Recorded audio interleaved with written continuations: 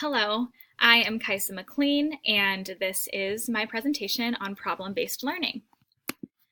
So as stated in Burrell's Chapter 1, problem-based learning is when students learn through the experience of solving a problem. So it's inquiry-based. It's typically real-world problems that students are analyzing and finding solutions for.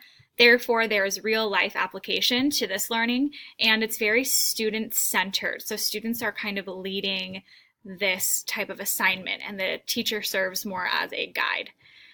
The elements that were included in Chapter 1 was the problem statement. So what's the problem that you are going to be tackling with this PBL? The various roles of students I think is super important because I just imagine my students, they definitely need delegated tasks and to assign each student a role so that every student feels like they can contribute in some way and it doesn't let any social loafing occur in groups. Opportunities to analyze the situation and raise questions. So typically when students look at the question, they have to decide first, well, what's the topic? How do we narrow this down? What are we needing to learn about this? And kind of break down the question into smaller parts. Then they start the investigations in groups, which is the research, finding as much information as they can on various subjects. They analyze those findings, they share those findings, and then there's various kinds of assessments. So there's research papers, Prezi or PowerPoint presentations, posters. I saw a lot of those trifold posters in the classrooms on a lot of the videos that we watched in this module. What I have in all caps at the bottom that for me was one of the most important things for problem-based learning is that it welcomes questions and different points of view. So I know you probably can't see that bottom because my picture is right there, but the different points of view is so important. I think it makes students feel more successful and that there's no specific wrong answer. As long as you have evidence to kind of back up your point of view, then that works. And I love that it welcomes all the questioning and the different points of view among students. I think it challenges students. What role does inquiry play in PBL? So obviously inquiry plays a huge role in PBL. So I tried to bold all of the question words that came up when I was looking at my notes. So all of these notes are pretty much from Chapter 2 because Chapter 2 went over how environment affects inquiry and it really talked about student questioning and how to guide that. And I really liked Chapter 2. So questioning is what drives the research. Students need to look at that issue and really ask a lot of questions that are going to guide them into what questions they're going to be typing into Google and searching articles for.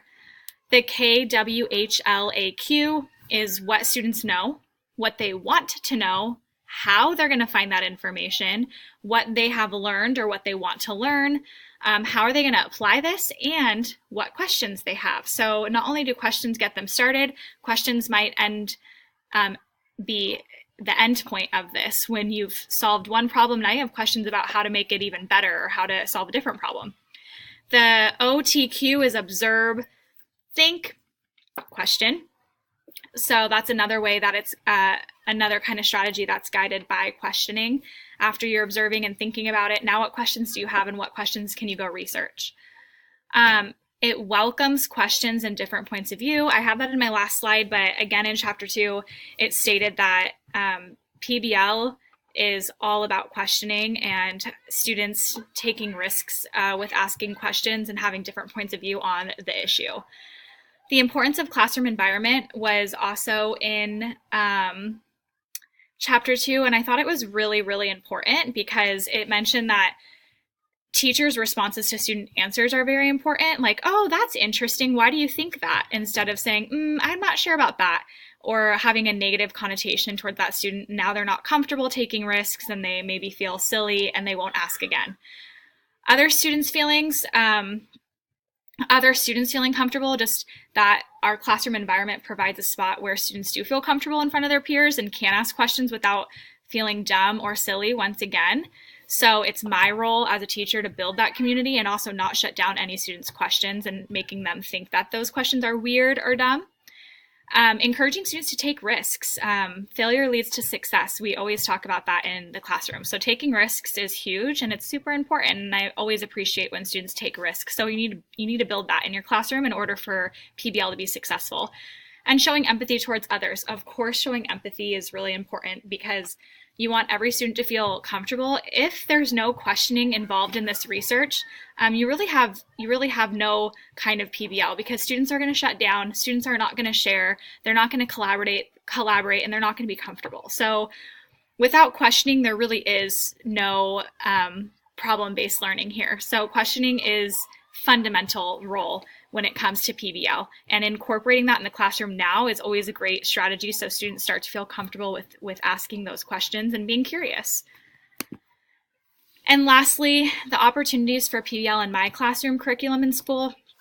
So my classroom, I was thinking of maybe social studies. We do a project on the mission systems, and now it's changing, and it's all about perspective, kind of like how did it affect the Native Americans and how did it affect the Spaniards. So kind of looking into that and maybe doing a problem-based learning project on that, I think would be really fun. Science, we've been learning a little bit about green technology, and I know there's a lot of questions out there about green technology, and I think that students would be super engaged in that and even can build a model of something, and it would also incorporate a lot of reading strategies because they'd have to read and learn a lot of academic words. So I was thinking those are a few ways that I could incorporate it. Middle school can probably incorporate it in a lot of other ways just because they have more leniency in their curriculum. We're a K through 8, so I think there's a lot of ways that middle school can incorporate like a linked learning method with a lot of PBL, and I think that would be really amazing for that age group.